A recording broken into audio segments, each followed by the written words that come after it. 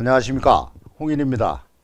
지난번 얘기했던 바와 같이, 예고했던 바와 같이 오늘부터는 본격적으로 강원도 이야기로 들어갈 것인데, 그 첫 번째가 이 대관령 이야기입니다. 왜 대관령을 테마로 잡았는가? 대관령은 여러분들도 잘 아시다시피 강원도에서는 가장 지명도가 뛰어난 곳이 되겠습니다. 여러분도 많이 겪은 바 있겠지만 주로 방송에서 그 날씨가 좀 추워지면 늘 나오는 곳이, 거론되는 곳이 이 대관령입니다. 예를 들어서 대관령에 뭐 서리가 내렸다든지, 대관령에 눈이 내렸다든지, 또는 대관령에 첫 얼음이 얼었다든지 하면은 우리나라 전역에 이 가을에서 겨울로 접어드는 어떤 신호탄이 되고, 그럴 때에 집중적으로 이 언론으로부터 스포트라이트를 받게 되죠. 그래서 그 대관령 얘기를 이번 시간을 비롯해서 세 차례 정도 이렇게 말씀을 드리려고 하는데, 지금 차차 그 말씀드리면 이해를 하겠지만 대관령에는 무수한 형형색색의 다채로운 스토리가, 즉 이야기가 숨겨져 있습니다. 그 중에 첫 번째, 이 시간으로 대관령에서 본 하늘의 높이는 얼마일까? 여러분도 한번 상상을 해 보십시오. 대관령에서 본 하늘의 높이, 당연히 건전한 상식을 가진 분이라면 대관령에서 본 하늘의 높이가 해발 얼마냐? 하늘의 해발이 어디 있습니까? 그런데 이따가 말씀을 드리겠지만 그 높이가 있습니다. 그게 무슨 뜻인가 하는 것은 지금부터 말씀드려 보도록 그렇게 하겠습니다. 우선 그에 앞서서 강원도에서는 이 대관령을 기점으로 해서 이 영동과 영서로 이렇게 나누는데요. 영동과, 그러니까 대관령의 서쪽은 영서, 동쪽은 바닷가 쪽이죠. 영동이라고 이렇게 얘기를 하는데, 이 대관령을 기점으로 해서 이 영동의 날씨, 즉 바닷가 쪽의 날씨가 굉장히 변화무쌍합니다. 옛날이나 지금이나 변화무쌍해 가지고 예로부터 내려오는 말 중에 이 양강지풍이요 통고지설이며 일구진한설이다, 이런 말이 있는데, 양강지풍이라고 하는 뜻은 양양과 강릉은 지풍, 바람이 드세고, 또 통고지설, 통천과 고성에는 폭설이 내린다, 즉 눈이 많이 내려서 일구진한설,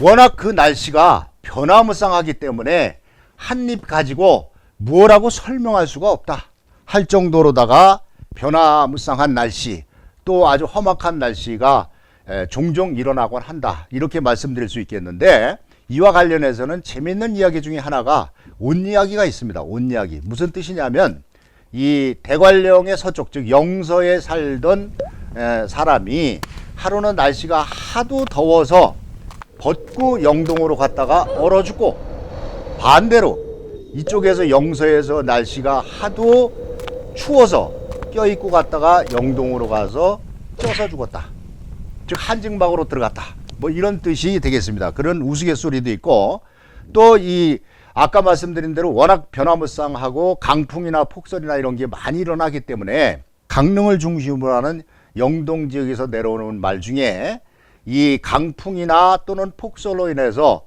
설랑목 또는 풍랑목이 많이 지면, 이런 말이 있어요. 설랑목, 풍랑목이 많이 지면 그 다음 해에 큰 재난이 일어난다, 재해가 일어난다, 이런 이제 속설이 있는데 말이죠. 이런 얘기가 나오게 된 것은 크게 두 가지로 볼 수가 있습니다. 하나는 우선 이 대관령을 중심으로 해서 그 강릉 일원에 이 소나무가 예로부터 많았고, 소나무, 그거를 정확하게 전통적인 소나무를 황장목이라고 하는데, 즉 누런 장자는 창자 장자입니다. 그러니까 이 누런 창자 같은 나무, 그 속을 벼보면 누런 창자가 들어있듯이 상당히 속이 꽉 차 있다, 이제 그런 뜻이 되겠는데, 그 황장목이 워낙 많고 지금도 많습니다. 지금도. 그러다 보니까 지난 2007년도에 서울의 그 광화문을 복원하지 않았습니까? 그 광화문을 복원을 할 때에 거기에 부재로 쓰일 황장목을, 소나무를 어디서 구할까 라고 고민을 하고 전국을 찾아다니던 중에 그 드디어 이제 결정을 내린 곳이 바로 두 군데인데, 두 군데가, 한 군데는 이 대관령 일대의 황장목과 그 다음에 그 양양 지역에서 이 부재를 갖다가 쓰게 됐다, 이렇게 볼 수가 있는데, 이 황장목을 빌 때 말이죠, 그 이 황장목, 그 오래된 황장목에 대한 위령제를 지내요. 위령제를 일정한 그 예식을 거쳐 가지고 전통적인 예법으로다, 일종의 예법이죠. 예법으로다가 그 중에 재밌는 것은 마지막 전기톱을 갖다 대기 전에 도끼로서 전통적인 방법대로 도끼로서 몇 차를 내리치는데, 황장목을 내리치는데, 그때 그냥 맥없이 그냥 내리치는 게 아니라 거기서 뭐라고 그 내리치는 사람이 그 외칩니다. 뭐라고요? 어명이요. 어명이요, 어명이요, 어명이요. 이런 식으로 해서 내리쳐요. 왜 그랬을까요? 원래 예로부터 내려오는 말에 이 고즉시냐라고 하는 말이 있는데, 고즉시냐, 즉 오래된 것에는 시냐, 신기가 있다.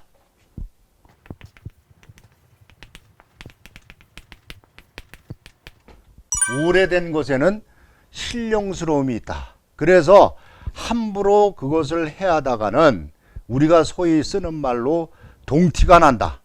그 사람이 뭔 잘못된다든지 말이지, 해를 입는다라고 하는 그런 속설이 있어 왔기 때문에, 이 어명이요라고 해서 내리치는 사람 입장에서는 이게 내가 도끼로다가 너를 자르기 위해서 내리치지만 내 뜻이 아니다. 그럼 누구 뜻이냐? 나라님 뜻이다. 그러니까 나한테 해를 입히거나 동티나게 하지 말라라고 하는 일종의 주문이었다라고 이렇게 생각해 볼 수가 있습니다. 그 정도로 아주 그 신령스럽게 이렇게 여기기도 했는데, 여하튼 이 일대의 황장목들이 아까 말씀드린 대로 큰 강풍이라든지 또는 폭설로 인해서 해를 많이 입으면 그 다음 해에 큰 재난이 일어난다라고 이렇게 얘기를 했는데, 왜 이런 속설이 나왔겠는가 하는 것은 아까 말씀드린 고즉시냐, 옛것에 대해서 함부로 대하면 안 된다라고 하는 측면도 하나 있고, 또 하나는 이 자연에 대한 외경, 제 자연을 두려워할 줄 아는 어떻게 보면 우리 그 민족의, 우리 조상들의 심성이 반영된 게 아닐까, 이렇게 생각해 볼 수가 있고, 어찌 됐든 대관령을 중심으로 해서 이 동쪽의 날씨가 워낙 변화무쌍하기 때문에 그 많은 거기에서 수없는 그 재난이 일어나는데, 최근 일로 생각을 해보면 1936년이 병자년입니다. 그 병자년 때에 엄청난 동해안 쪽에 그 수해가 그 비가 내렸었는데, 그 수해로 인해서 강릉 지역의 어떤 지형이 많이 변하기도 했어요. 강릉 지역뿐만이 아니라 그 영동 지역에, 예를 들어서 그때 1936년 그 대형 수해를 이른바 지금의 뭐라고 기록되어 있냐면은 병자포락이라고 합니다. 병자포락.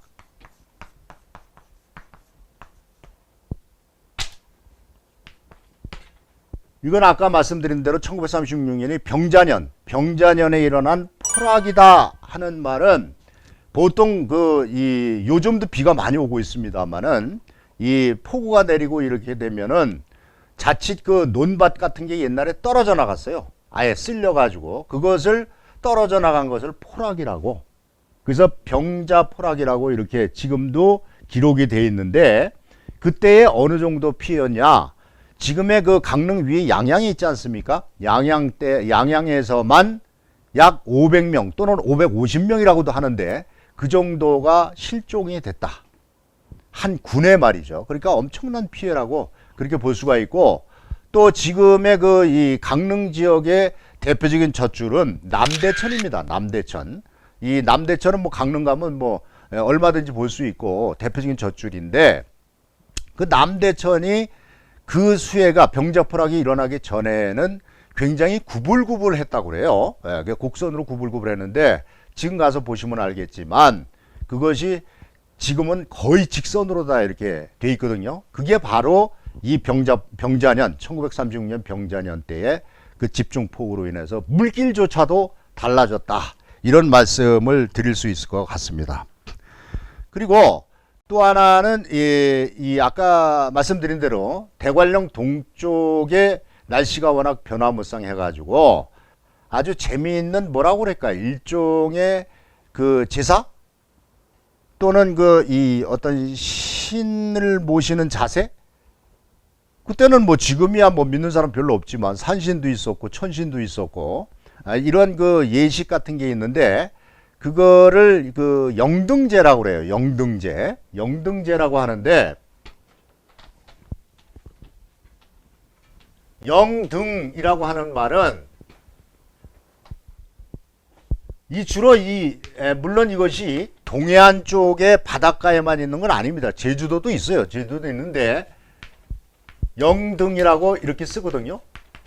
이게 뭔 말이냐면 다른 말로 하면 풍신입니다. 풍신. 즉 바람신. 그런데 이 동해안 쪽의 사람들은, 동해안을 비롯해서 이 바닷가 사람들은 음력 2월 1일을 영등일이라고 불러왔어요. 영등일.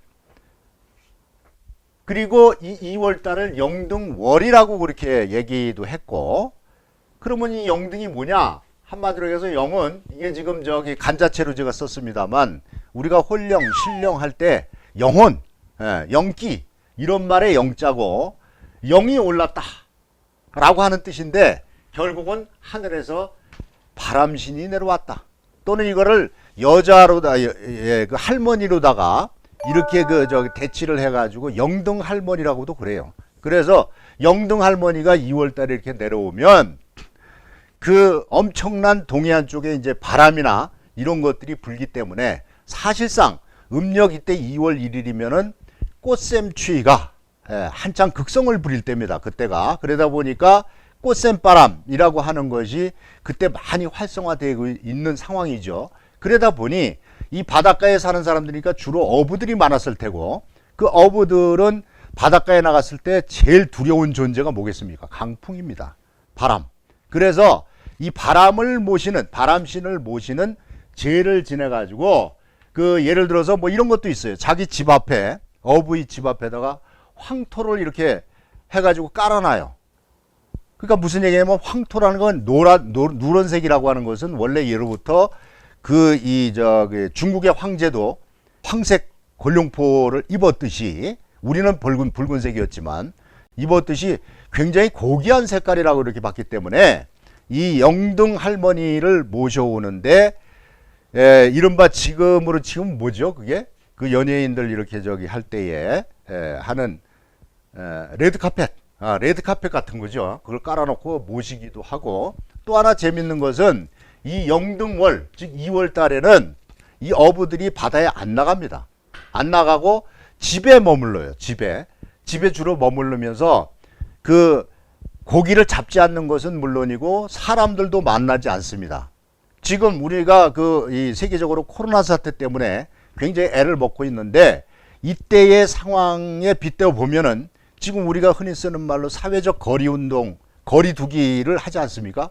마찬가지인 거예요. 이때도 사회적 거리두기 차원에서 이웃 사람도 안 만나고 당연히 바다에 그 고기 잡으러도 안 나갔다라고 하는 그런 풍속도 있고 한데, 강원도 출신으로 대표적으로 그 큰 족적을 남긴 분이 이 고현대 정주영 회장입니다. 그 정주영 회장이 강원도, 지금은 북강원도가 되지만 북강원도의 통천 출신인데, 아까 말씀드리지 않았습니까? 통고지설이라고, 통천과 고성에 눈이, 폭설이 많이 내린다, 이런 말씀을 드렸는데, 그 고 정주영 회장이 살아생전에 책을 하나 쓰셨어요. 그 책 이름이, 기억하시는 분이 있을지 모르겠지만 시련은 있어도 실패는 없다라고 하는 그런 책인데, 여기에 보면은 그 내용 자기가 쓴 내용 중에 자기 고향 마을에 폭설이 왔을 때의 상황을 갖다가 자세하게 묘사를 해놓고 있는데,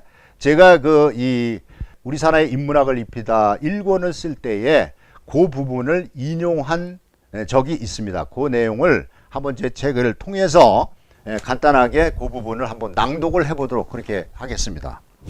고향의 겨울은 온통 눈뿐이었다. 전국에서 눈이 가장 많은 지역이 통천이고 거기에서도 첫 번째가 우리 마을 아산이다. 눈이 왔다 하면 1m이고 퍼부었다 하면 2m 이상이었다.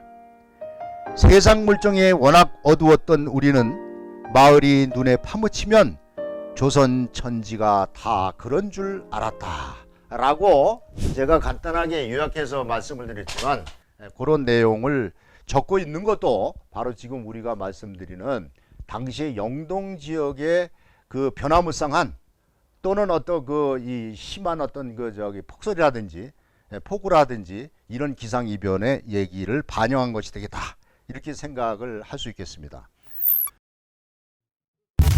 우리가 그 대관령 얘기를 하고 있으니까 대관령 얘기의 본류로 한번 돌아가서, 대관령이 감싸고 있는 곳은 강릉이니까 강릉 입장에서 봐서는 이 대관령이 강릉의 진산이 됩니다. 진산. 이 대관령이 차차 소개를 하겠지만 대관령과 관련된 어떤 시문이나 이런 것들이 굉장히 많아요. 시문이나 이런 것들이 많은데, 이 강희맹이 대관령을 한번 넘으면서 자기의 고생스러움을 표현한 것도 제가 제 책에 한번 인용을 해놓고 있는데, 이것을 한번